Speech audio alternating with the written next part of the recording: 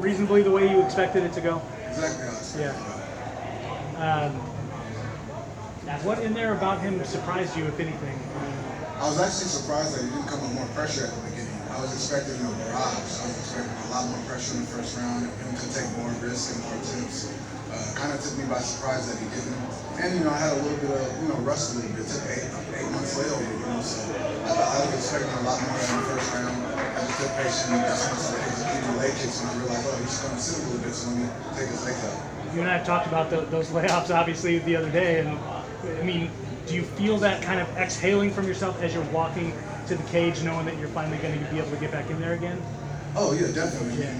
I'll have to say that every time I get back in the cage, I feel more and more like home and more comfortable. Just the layovers just don't make sense when I'm healthy, I'm training, while I'm not in the cage.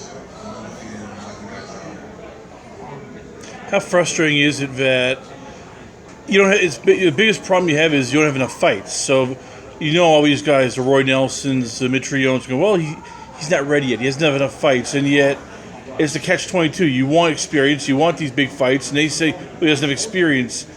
How much does it drive you crazy that you're basically, the one thing holding you back is something you can't control, which is experience?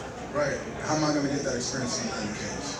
And that's why I'm actually going to take a boxing match here in 2 weeks, September 14th.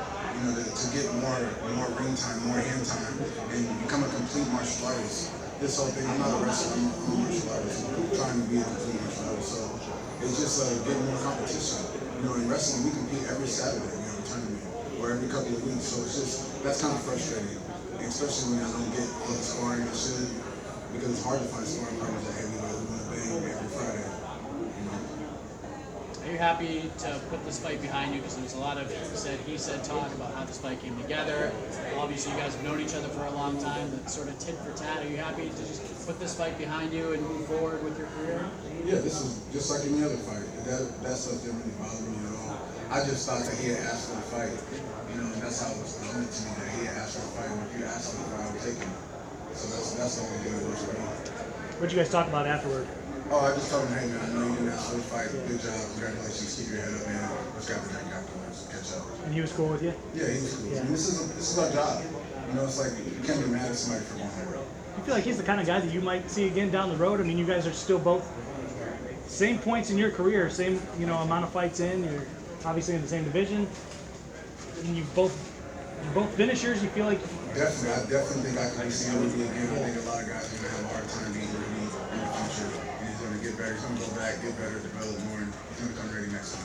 I know you've got the boxing thing coming up, but in terms of MMA, I know you want to get back in there faster than 6 months, 7 months, 8 months.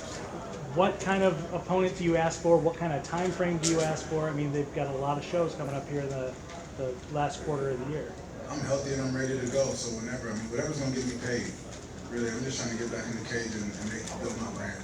You feel like this is the kind of win that Scott and Rich will look at and go, okay, yeah, now we'll get him in there quicker than 6 months. I hope. That's what I was told last time. And now it's been 8 months, so they say a lot of things and a lot of things don't happen, so we'll see what happens. Do you feel this fight, though, will be more of a jumping point? Because it's not an average guy, it's not a regional guy. This is a guy, Rudy, who had 6 wins, undefeated. A lot of people thought he was the future of heavyweight longer stuff. Submission, second round victory. Do you feel this might be more of a, okay, we now got to take him seriously. We now got to put him in with the Javi Ayala, maybe the winner of Minikov versus Johnson fight. He's now ready. Yeah, I think definitely, but like I said, I need to be compensated for fighting guys like that. You know what I mean? So that's it. I'm ready to fight anybody. You can put me up against Roy Nelson, any veteran that's out there that want to fight. It doesn't matter to me. I'm ready to fight anybody. I train with Ryan Bader. He's the champ of this division, this company. So anybody else doesn't really matter. With another impressive victory, do you see yourself facing Jake Hager? I know that you and a bunch of other fighters in the past have had issues with him. Who? Jake Hager? I don't even know who that is. He's not even a real fighter. Seriously, that guy's a joke. Would you want to prove that in the ring against him? I don't think I need to. That guy doesn't want to fight me. I called him out and then he went and called out Fader. He's scared. He doesn't want to fight a real fighter. He should go back to WWE. Take us to Bader. You said that you trained with him. What are some of the things he's taught you about the business in general? Because Because a lot of guys talk to who train with champions, they say the biggest thing they learn is about the business. The champs will teach them about what to do, what not to do, how to handle their business. What does Bader sort of tell you along the ways? We don't really talk too much about the business. More or less, it's the experience and the advice that I get from him, and I would say just like that learning curve. You know, you go in with the guy who's the champion of the weight division, and as I see my progress against him, I start to feel more confident, more everything, just feeling getting better, sharper, and stronger. So I think that's the biggest thing, is being able just to use him kind of as a guide and a tool that to help me along the way. Wants to give a submission. How nice does it feel where it's, as we talked about when you and I first met all the way back when we against Son, Mitrione, Kardinov won. You liked being an evolving fighter, not just a wrestler, not just a striker wrestler, a true mixed martial arts. Now you have a submission win. It's no longer, well, we got to watch out for wrestling, or we got to watch out for the footwork. It's now we got to watch out for the complete game of Tyrell Fortune. Nobody's ready for that. Nobody's ready for that. How do you celebrate this win? Go home and get ready to fight again. I go right back in the camp when I get back. Like I said, I got a boxing match.